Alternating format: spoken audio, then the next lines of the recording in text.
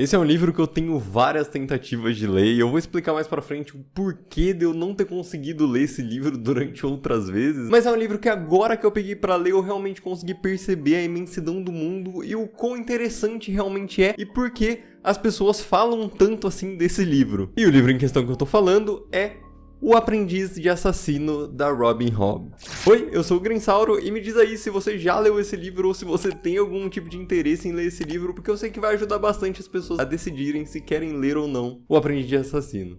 E um aviso aqui que esse vídeo pode conter spoilers, eu não coloquei nada sobre o plot em si da história, do que acontece com os personagens, eu trouxe mais uma visão geral sobre o que é o mundo, sobre o que é a história, sobre as coisas que acontecem no mundo, pra você conseguir ter um norte ali, se essa história vale a pena a sua atenção ou não, mas dependendo, se você for muito sensível pra spoiler, eu realmente recomendo que você talvez pule essa parte inicial onde eu vou fazer um sumário da história e vá pras partes onde eu falo dos pontos negativos, pontos positivos, pra você ter um balizador pelo menos do que eu acho, de modo geral, desse livro.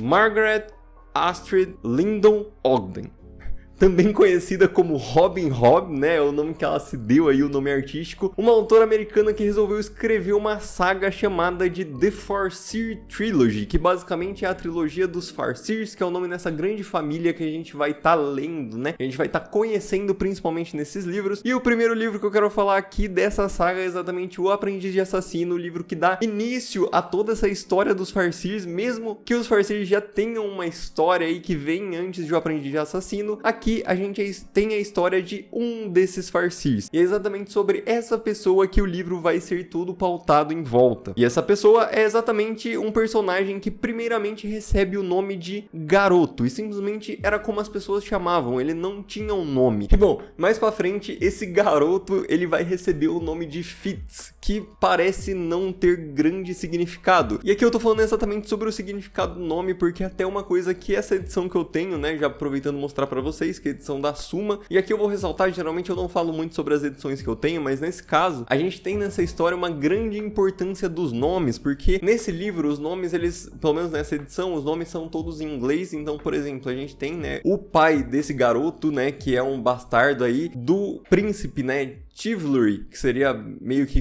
cavalheiro, né, ou meio que nessa ideia exatamente do cavaleiro, né, ali. A gente tem, por exemplo, o irmão dele, que é o príncipe Verity, que seria o príncipe Verdade. A gente tem o rei Shrewd. White Shrewd. Né, então, que seria meio que determinação, se eu não me engano, agora me fugiu um pouco da memória a tradução da palavra, enfim, mas a gente tem o nome dessas pessoas reais que é muito importante porque esses nomes vão meio que pautar a personalidade dessas pessoas. Então, por exemplo, o príncipe Chivalry, ele é casado com a Lady Patient, ou a Senhora Paciência, digamos assim. Então é interessante ver isso como é relatado na nobreza, porém esse garoto, que por mais que ele seja um filho da nobreza, ele é um bastardo. Então ele não acaba recebendo um nome que vai dar origem à sua personalidade. E aí quando ele chega no castelo, né, porque contextualizando um pouco mais de como ele chega nesse castelo, a gente tem ele chegando, sendo deixado às portas por um senhor ali que aparentemente é o avô desse garoto, e ele simplesmente deixa ali falando que ele não vai continuar cuidando de um filho bastardo, sendo que o pai dele tem muito dinheiro para poder cuidar do filho dele. Então ele cansou de gastar com uma criança que basicamente tem um pai que é rico, né? E aí ele vai lá e simplesmente larga aquela criança nas portas do castelo da Torre do Cervo e vai embora, e simplesmente vai embora. E aí o pessoal ali da Torre do Cervo vai pegar então esse garoto e vai colocar ele dentro dos estábulos junto com o Burrich. O Burrich, que, né, obviamente também não tem um nome em inglês porque ele não é de uma família real, porém ele é um servo, né, um servidor, digamos assim, ou um braço direito até um pouco. Ele é bastante próximo do príncipe Chivalry, né, que a gente tem, que é o pai dessa criança. E ele é o cara que fica ali nos estábulos, né, cuidando dos cavalos, cuidando dos cachorros e de outros animais que possam ter ali. Então ele faz, né, esse papel e o Fitz vai ficar junto com ele ali durante um tempo, né, até o príncipe Chivalry resolver o que ele vai querer fazer com essa criança bastarda que chegou do nada. E é exatamente aí quando o Fitz é deixado com o Burrich que algumas coisas do mundo e da magia começam a aparecer, né? O Fitz, ainda um garoto muito jovem, ele começa a ter algumas interações com os cachorros ali que tem do estábulo, né, em específico o Narigudo, que é um cachorrinho pequenininho, um filhote também que tá ali, e eles ficam muito próximos, eles acabam ficando amigos de maneira muito rápida, que até mesmo o Burrit estranha um pouco, e conforme a relação desses dois vai aumentando e o Burrit vai percebendo o que tá acontecendo, o Burrit traz à tona uma questão que é uma parte da magia desse mundo que chama Amanha. E essa amanha é exatamente a habilidade que algumas poucas pessoas podem ter de se comunicar através de pensamento com animais. E aí, né, o Burrit, como a gente percebe no livro, ele é muito contra essa magia, né? E ele tenta meio que fazer de tudo pra falar pro Fitz, você não vai usar essa magia. Ele fala, você não vai usar porque quem usa essa magia acaba se tornando um animal também. Ele acaba tendo comportamentos animalescos e tudo mais, então não é pra você usar essa magia, porque você é o filho do Tivler, que é um cara, assim, muito fiel, um cara muito bom, enfim. Então ele meio que tenta proibir, né? Mas o Fitz, sendo um garoto, ele não sabe nem muito bem como controlar isso e ele acaba continuando usando, né, essa magia. Ele não consegue parar de usar. E essa é uma das primeiras grandes apresentações de magia que a gente tem de todo esse mundo. E bom, esse é apenas o comecinho da história, né? E aí, mais pra frente, você até pode estar se perguntando, tá, mas por que esse livro se chama O Aprendiz de Assassino? Que bom que você perguntou, porque agora eu vou tentar dar um pouco mais de explicação pra isso. Basicamente, o que acontece? Quando o Fitz chega, então, no castelo, né, que ele vai começar a realmente ter um tratamento um pouco mais de realeza, digamos assim, ou pelo menos um pouco menos de plebe, ele começa a receber algumas ordens para começar a ter algumas aulas, como por exemplo com a Rod, que é eu esqueci a tradução, mas ela é a mestre de armas, digamos assim, e ela vai ensinar ele a lutar um pouco, porque o rei quer que o filho do Tivler aprenda a lutar também. E aí ele começa a ter algumas aulas desse estilo, ele começa a ter algumas aulas também, né, depois de um tempo de pintura, de música, enfim, para ele ter um pouco mais de cultura nas artes ali, que inclusive quem influencia ele até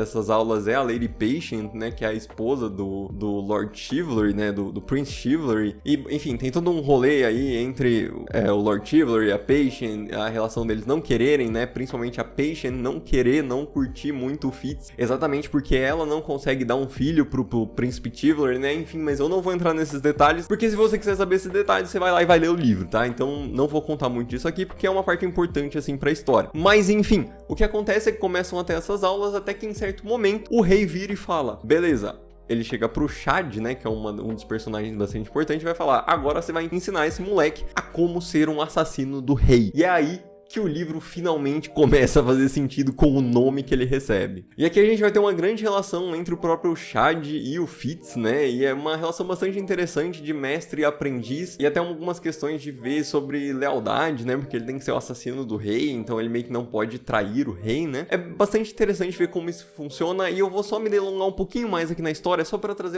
alguns pontinhos um pouco a mais, assim, que eu queria falar sobre o mundo, tá? Porque eu não quero me estender, porque aqui já começa uma parte bastante interessante do livro, de modo geral, que vale muito a pena você ir lá e descobrir por conta própria, tá? É só meio que realmente contando um setup onde a história tá se passando, tá? E aí, ele vai pra essa primeira missão, né, que é dada pra ele, e lá nessa primeira missão é onde a gente tem o conflito meio que da região, né? Porque todo livro de fantasia é meio assim, você tem o conflito do personagem, que a gente já viu, que é essa questão dele com a Manha, com o Burrit e tudo mais, e agora a gente tem o conflito da região, e a região basicamente, né, essa região da Torre do Cervo, basicamente onde o reino deles ali, dos Farseers tá sendo atacado pelos navios vermelhos. Esses navios vermelhos não tem tanta explicação assim sobre o que eles são. A única coisa que a gente sabe, né, nessa missão é que a primeira cidade que eles atacaram recebeu o nome depois de Forja. E essa Forja, né, o nome dessa cidade é exatamente porque criaram-se forjados. E esses forjados são pessoas estilo zumbis, onde o Fitz não consegue sentir a manha dessas pessoas. Porque assim, uma coisa que eu não comentei, mas é que a manha que o Fitz consegue usar em animais, ele também consegue usar, se ele quiser, para tentar ler o pensamento de pessoas de modo geral, e ele não consegue fazer isso com esses forjados. Então é mais uma introdução a algo que a gente pode ter de magia, de expansão de magia. Esse livro ele é muito focado no protagonista, inclusive o jeito como a história é escrita lembra um pouco o Nome do Vento, no sentido de ser o protagonista que está nos contando uma história, não é uma história meio que narrada, né, por cima, assim, meio que, digamos assim, em terceira pessoa, mas é exatamente da visão do próprio protagonista, né? E isso tem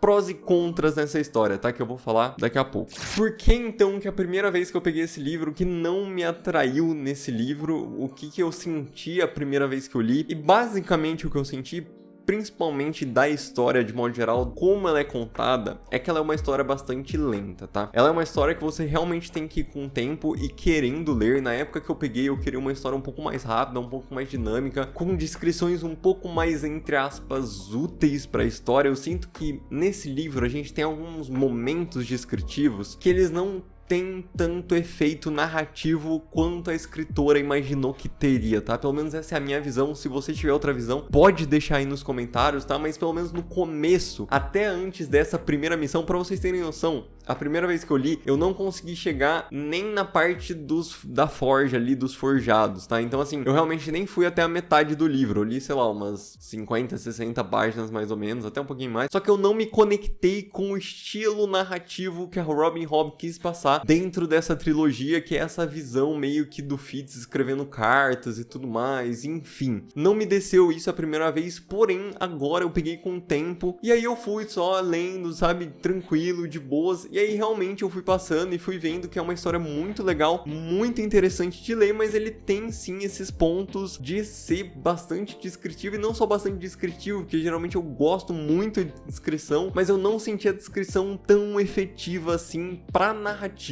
tá? É isso mais assim que eu realmente achei um pouco destoante do livro e que pode ser que afaste algumas pessoas. Mas agora vamos falar também, né, sobre o que me fez ler essa segunda vez e por que ficou na minha cabeça esse livro. Principalmente ficou na minha cabeça porque eu sei que é uma saga que muita gente gosta e eu queria dar mais uma chance. Eu não achei justo a primeira vez que eu li ele, exatamente porque eu estava num momento de leitura onde eu queria coisas um pouco mais dinâmicas, um pouco mais rápidas. Eu tava lendo bastante Sanderson na época, foi a época que eu li Mistborn, que eu li Elantris e tal, e é muito diferente o estilo narrativo, e agora eu estou voltando aos poucos aos livros que são bem mais pesados, né, que pesam a mão ali em descrições muito mais complexas, e aí eu acho que esse livro se encaixou melhor no meu momento atual de leitura. E também, lendo agora a segunda vez, outros pontos que são muito positivos é exatamente toda essa abertura que a gente tem no mundo. A gente vê que é um mundo bastante construído, né, a gente vê até pelos mapas, que eu vou deixar aqui as imagens dos mapas, assim, que eu achei bastante legal. Eu acho que mapa, obviamente, é uma parte muito importante dos mundos de fantasia, né, dos livros de fantasia, porque é um jeito visual da gente conseguir entender o que tá acontecendo. O mapa é bastante importante, bem mais pro final do livro, para você situar o que tá acontecendo. E também a relação do Fitz com o Chad foi uma coisa que eu gostei bastante. Ela conseguiu trazer nessa relação muito sobre desconfiança e sobre confiança. Ela trouxe muito sobre essa questão do mestre e do aprendiz. A gente tem um arco de redenção do próprio Fitz,